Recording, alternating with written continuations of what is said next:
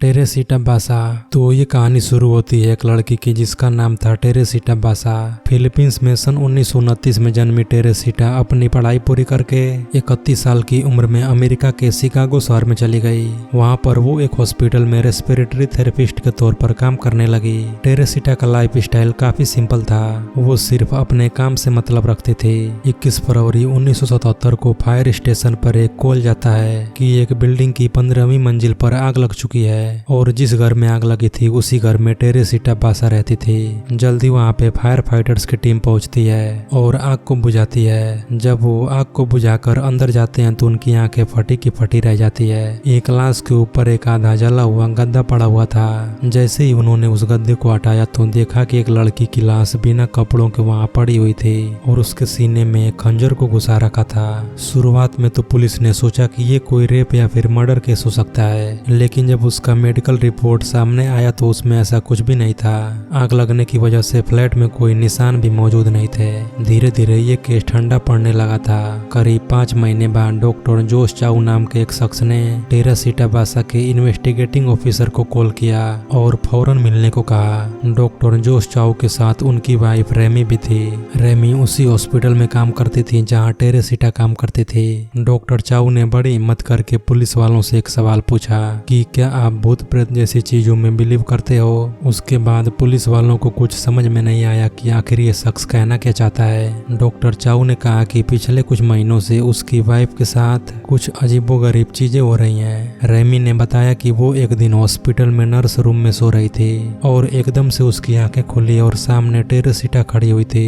Police वालों को लगा कि ये औरत मानसिक रूप से बीमार हो गई है और कुछ भी बोले जा रही है। इस इंसिडेंट के लगभग एक हफ्ते बाद जब रेमी अपने कमरे में आराम से सो रही थी तो वो अचानक जोर से चिल्लाती है। उसकी आवाज सुनकर उसका पति तुरंत उसके पास आता है और वो देखता है कि उसकी बीबी अपने आप ही कुछ बड़बड़ा रही थी। जैसे ही वो पास गए तो बीबी की बड़बड़ाती आवाज ने उनसे कहा कि मैं टेरेसीटा बासा हूँ, प्लीज पुलिस वालों को बता दो कि एक आदमी मेरे फ्लैट पर आया था जिसने मुझे मार दिया। टेरेसीटा ने बताया कि एलन सोवरी जो उसी हॉस्पिटल में काम करता था वो उसके फ्लैट में टीवी ठीक करने के लिए आया था और वो उसे मारकर चला गया। साथ में उसके गहने भी चोरी करके ले गया जो उसने अपनी गर्लफ्रेंड को दिए हैं। ये बात चाउ ने फौरन पुलिस वालों को बताई। उसके बाद पुलिस एलन सोवरी के घर पूछताछ के लिए पहुंचती है। एलन ने कहा कि मैं तो टीवी ठीक करने के लिए गया था लेकिन मेरे पास कोई औजार नहीं था इसलिए मैं वापिस आ गया। और इसी दौरान एक दूसरे पुलिस वाले ने एलन की गर्लफ्रेंड से पूछ लिया कि क्या एलन ने आपको कोई गहने वहने दिए थे। उसने कहा हाँ, एक अंगूठी एक पेंडेंट दिए हैं। इसके बाद ये केस यहीं से एक नया मोड़ ले लेती है। तुरंत टेरेसीटा के घर वालों को बुलाया गया और उन गहनों की पहचान करवाई गई। उन्होंने बताया कि वो सारे गहने टेरेसीटा के ही थे और फिर एलन पकड़ा गया। उसने फिर धीरे धीरे सब कुछ कबूल कर लिया कि टेरेसीटा को मैंने ही मारा है। ये इतिहास की बड़ी ही चौंका देने वाली घटना थी कि एलन वाली इन्फॉर्मेशन डॉक्टर चाउ और रेमी के पास कैसे आई, ये आज तक एक राज है। इस वीडियो में आप इतिहास की ऐसी खौफनाक और दिलचस्प घटनाओं के बारे में जानोगे जिसके बारे में शायद ही आपने आज से पहले कभी सुना हो। Number 1, the Cooper photograph. Cooper परिवार की खींची गई ये फोटो आज भी पूरी तरह से रहस्यमय है। इस फोटो में एक माता और उसकी सास 2 बच्चों को अपनी गोद में लेकर बैठी हुई है। इन लोगों ने हाल ही में नया घर लिया था और उसी मौके पर उन्होंने एक छोटी सी पार्टी रखी थी। टेक्सास में लिया गया ये घर बाद में दुनिया के लिए सुर्खियां बन गया क्योंकि इस जश्न में एक फोटो ली गई थी और जिस समय ये फोटो ली गई थी उस समय यहाँ कुछ अजीब नहीं देखा गया था। लेकिन जैसे ही ये फोटो प्रिंट होकर सामने आई तो सभी लोग हैरान हो गए। परिवार ने देखा कि कोई है जो ऊपर छत से नीचे गिरते हुए दिखाई दे रहा था। बेशक ये बहुत डराने वाला था। उस समय फोटो में लटकते हुए उस इंसान की छवि ने पूरी दुनिया को हैरान परेशान कर दिया। ये बात आज तक अपने आप में एक रहस्य है कि आखिर वो छवि किसकी थी। नंबर 2, कुचिसाकी ओना। जापान के इतिहास का एक ऐसा अर्बन लेजेंड जिसके बारे में आज हम आपको बताने वाले हैं। कुचिसाकी ओना चेहरे पर सर्जिकल मास्क पहने ज्यादातर बच्चों को अपना शिकार बनाती थी। जो उसका चेहरा होता था वो पूरा सर्जिकल मास्क से ढका होता था और वो बच्चों के पास आकर उनसे पूछती क्या मैं सुंदर दिखाई देती हूँ। सुनने में ये सवाल एक मामूली सा सवाल लगता है लेकिन इस सवाल का जवाब सबसे मुश्किल हो सकता है क्योंकि इस सवाल का जवाब आपकी जान ले भी सकता सकता है और बचा भी सकता है। लेकिन प्रॉब्लम ये है कि इस सवाल का कोई भी सही जवाब नहीं है, क्योंकि जब कोई इस सवाल का जवाब ना में देता था तो कुचिसाकी कैंची से उस पर वार कर देती थी और उसे मार देती थी, और अगर जवाब हाँ में दिया तो वह अपना सर्जिकल मास्क उतार देती थी और अपना बेहद डरावना और जख्मी चेहरा दिखा देती थी।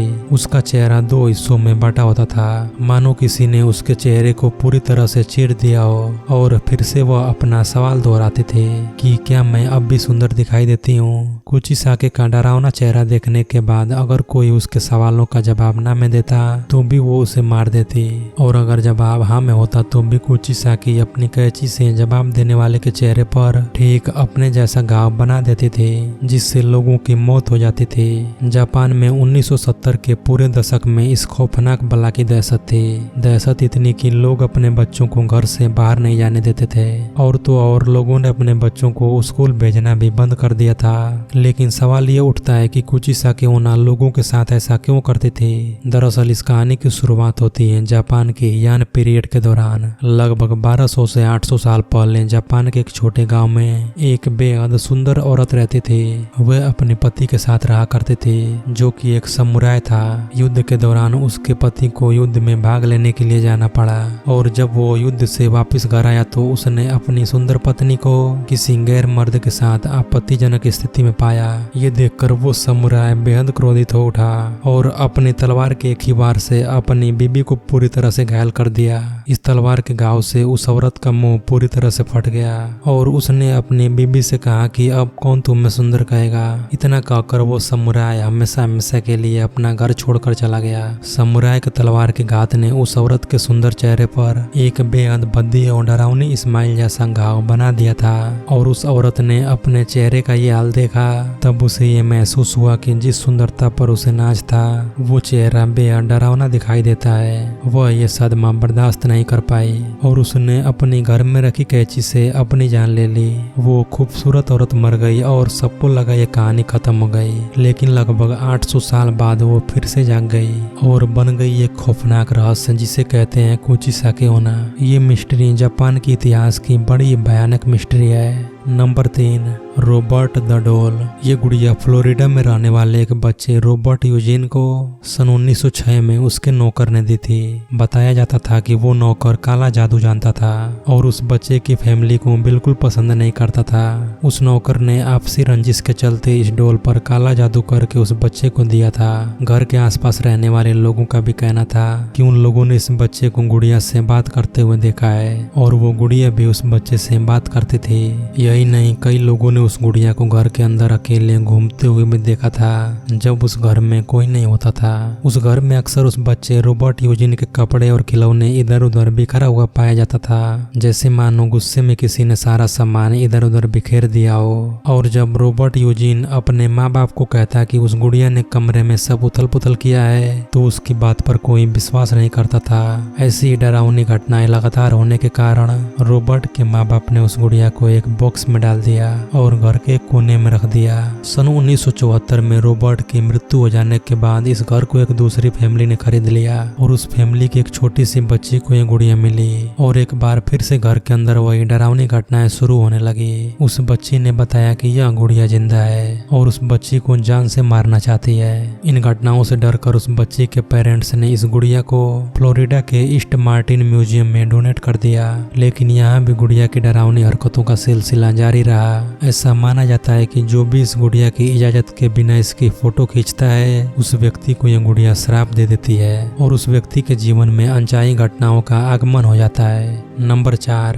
हंजी-कुनी लेक मिस्ट्री। क्या आपने किसी ऐसे गांव के बारे में सुना है जहां रहने वाले सारे लोग अचानक गायब हो गए हों? कनाडा का एक गांव लगभग 90 सालों से रहस्य से बना हुआ है। तब यहाँ हंजी-कुनी झील के किनारे एक गांव हुआ करता था, लेकिन बाद में रहस्यमय तरीके से गायब हो गया। यह रहस्य आज तक नहीं सुलझ पाया कि आखिर उस गाँव में रहने वाले लोग कहाँ गए। इस गाँव के लोगों के गायब होने के पीछे की कहानी कुछ इस तरह से है। साल 1930 में जो लाबेल नाम का एक व्यक्ति भटकते हुए इस गांव में पहुंचा।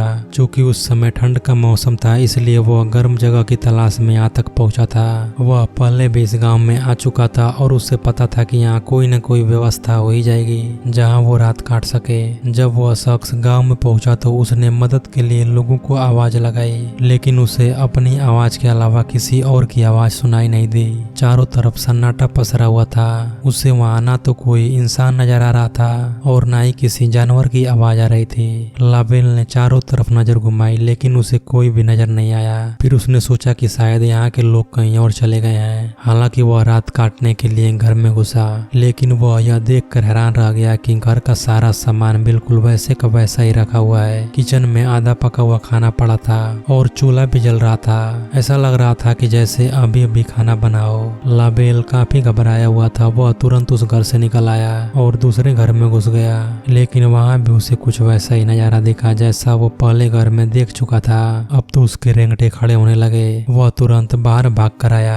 ऐसा लग रहा था कि लोग आधा अधूरा काम छोड़कर कहीं गायब हो गए हैं। लाबेल ने गांव से बाहर आकर इस रहस्यमय घटना की सूचना पुलिस को दी, जिसके बाद छानबीन शुरू हुई। लेकिन पुलिस यह पता लगाने में नाकाम रही कि आखिर गांव के सारे लोग एक साथ कहां और कैसे गायब हो गए। पुलिस ने आसपास के गांव में जाकर लोगों से पूछताछ की तो पता चला कि कुछ दिन पहले वहां एक अजीब सी चमकती हुई रोशनी दिखाई पड़ी थी जो बार बार अपना आकार बदल रही थी और वह लगातार अंजीकुनी गांव की तरफ ही बढ़ रही थी।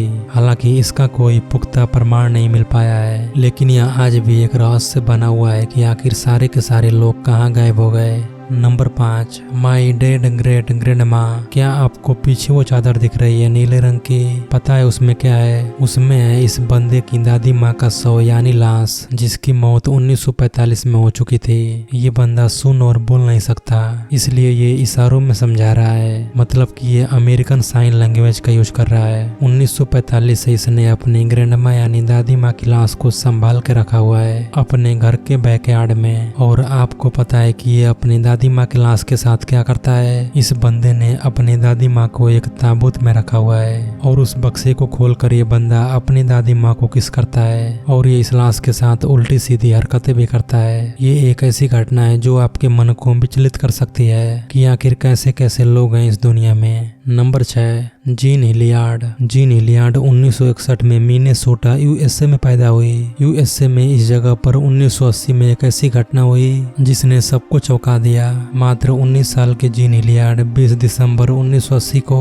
अपनी कार से सफर कर रही थी। उस समय वहाँ का टेम्परेचर -30 डिग्री सेल्सियस था। ठंड इतनी ज्यादा थी कि वहाँ पानी भी बर्फ बन जाए। अचानक से मौसम ने करवट ली और तेज तूफानी हवाएं चलना शुरू हो गई। तूफान की रफ्तार धीरे धीरे बढ़ने लगी और जीन हिलियार्ड का अपने कार से कंट्रोल हट गया, जिससे उसकी कार एक छोटे से गड्ढे में जा गिरी। अपने साथ ऐसा होता देख जीन घबरा गई और सोचने लगी कि इतने भयानक तूफान से बचकर वो अपने घर कैसे जाएगी। तभी उसे अचानक याद आया कि 2 मील की दूरी पर उसकी दोस्त का घर है। ये सोचकर वो अपनी कार से बाहर आई और उस भयंकर तूफान का सामना करते हुए पैदल ही अपने दोस्त के घर जाने लगी। रास्ते में ठंड इतनी ज्यादा थी कि उसका शरीर अकड़ रहा था और वो बार बार नीचे जमीन पर गिरती जा रही थी। उससे डर लग रहा था कि इतनी ठंड में उसका बचना मुश्किल है। जब उसकी दोस्त का घर मात्र 15 फीट की दूरी पर था तभी अचानक वो जमीन पर गिरकर बेहोश हो गई। उस समय रात के करीब 1 बज रहे थे। जब सुबह हुई तो 7 बजे उसकी सहेली रोजाना की तरह बाहर टहलने आई। उसने देखा कि बाहर कोई जमीन पर गिरा हुआ है। जैसे ही वो उस बॉडी के पास पहुंचती है तो डर गई और जोर जोर से चिल्लाने लगी। जीन हिलियार्ड का शरीर पूरी तरह से जम चुका था और अब वो पत्थर जैसी सख्त हो गई थी। जब जीन की सहेली ने ध्यान से उसके चेहरे को देखा तो वो देखकर हैरान हो गई कि ये तो उसकी सहेली जीन थी। उसकी दोस्त समय न गवाते हुए उसे जल्दी से उठाकर अस्पताल ले गई। 6 घंटे तक जम जाने के कारण जीन हिलियार्ड की बॉडी ठोस हो चुकी थी। उसकी स्किन में सुई भी नहीं घुस पा रही थी। डॉक्टर्स ने बताया कि शराब पीने की वजह से जीन हिलियार्ड के इंटरनल बॉडी ऑर्गन्स नहीं जमे, जिसकी वजह से ये अभी भी जिंदा है। अगर उस दौरान उसने शराब नहीं पी होती तो वो आज जिंदा नहीं रहती, लेकिन डॉक्टर को अभी भी डर लग रहा था कि कहीं वो मर न जाए। इसलिए डॉक्टर ने उसकी बॉडी का तापमान बढ़ाने के लिए उसे इलेक्ट्रिक ब्लैंकेट में रख दिया। इलेक्ट्रिक ब्लैंकेट में झटके खाने के बाद जीन का दिमाग काम करने लगा और अब वो बोल सकती थी, लेकिन उसकी याददाश्त थोड़ी कमजोर हो गई। डॉक्टर की इलाज की वजह से जीन 50 दिनों में नॉर्मल हो गई और उसे डिस्चार्ज कर दिया गया। इस घटना के बाद जीन काफी फेमस हो गई। जीन इलियड के साथ घटी ये घटना बहुत ही डरावनी थी। जहां आम इंसान -30 डिग्री सेल्सियस में 6 घंटे में दम तोड़ देगा, वहां से जीन इलियड जिंदा लौट आई। तो दोस्तों इस वीडियो के लिए इतना ही। उम्मीद है आपको ये वीडियो काफी पसंद आया होगा। मिलते हैं अगले किसी ऐसे ही वीडियो के साथ।